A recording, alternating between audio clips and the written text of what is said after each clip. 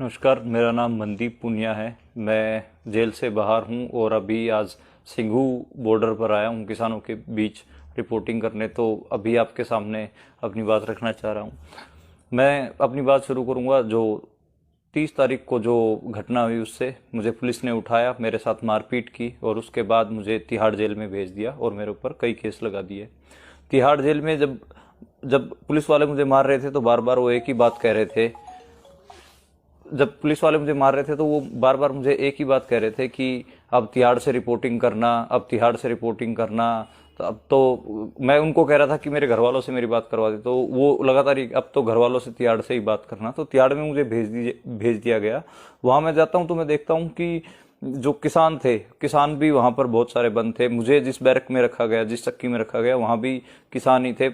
जो मेरे साथ किसान बंद थे जसविंदर सिंह मानसा के, जो पैरो गांव है, उस गांव के रहने वाले किसान थे मेरे साथ। तो शुरू में लग रहा था कि मैं विक्टिम हूं पुलिस की मारपीट का और पुलिस ने जो मेरे साथ बदसलूकी की है उसका। लेकिन वहां पर मैंने देखा कि जो किसान है उनके जो शरीरों पे ज्यादा चोटी थी। मुझे लगा कि वो मुझसे ज्यादा बड़े विक्टिम हैं। तो हम जो पत्रकार हैं लगातार ये बात तो करते ही हैं कि हम सत्ता द्वारा सताए गए लोगों की रिपोर्टिंग करते हैं। तो मुझे लगा कि मुझे यहाँ इनके बारे में भी रिपोर्ट करनी चाहिए। तो मैं जब तिहाड़ से जब मैं निकला तो मैं उनके नाम अपने पैरों पे लिख के लेके आया और जो उन्होंने बयान दिए थे वो भी मैं अपने पैरों पे लिख के लेके आया, ताकि आप तक वो बात पहुंच सके। एक चीज मैं और ध्यान दिलाना चाहूंगा कि इसमें जो जितने भी किसानों से मैं मिला, सारे के सारे किसान जब वो अपने प्राइवेट निजी कामों के वास्ते मार्केट में गए थे, कोई सब्जी खरीदने गया था, कोई कपड़े खरीदने गया, तो वहां से उठाए गए हैं और उनके साथ बहुत बुरी तरीके से मारपीट की गई है।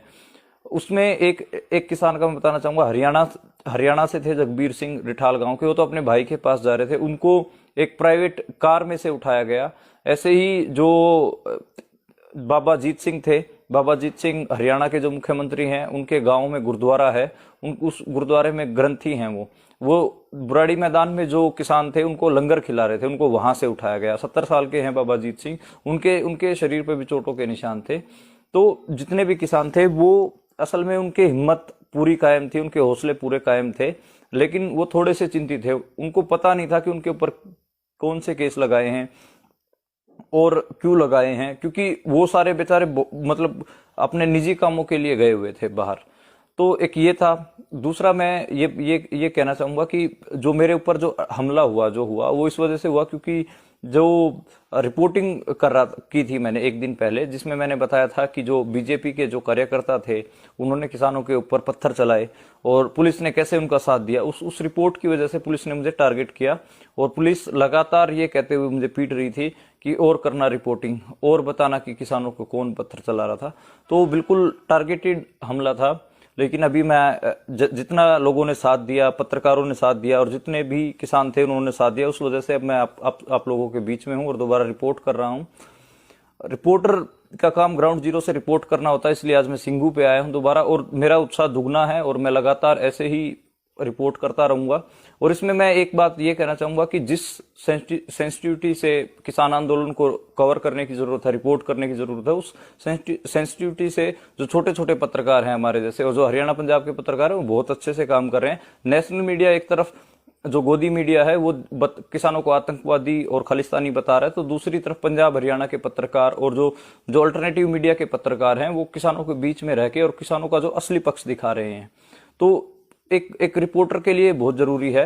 जब मुझे जेल में ले जाया गया तो मैं और भी जो पत्रकार थे जो सही रिपोर्टिंग करने की वजह से जेलों में, उनके बारे में मेरे दिमाग में आया।